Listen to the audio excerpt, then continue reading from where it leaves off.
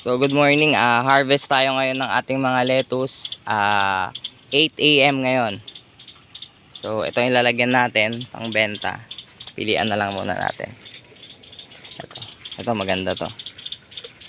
Yan, 1 hanggang sa mapuno natin yan. Ito malaki din. Yun.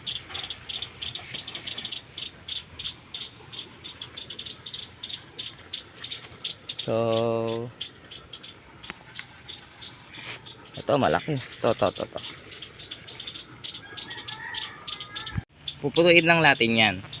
So mga ano siguro mga 12 ang kasya dyan.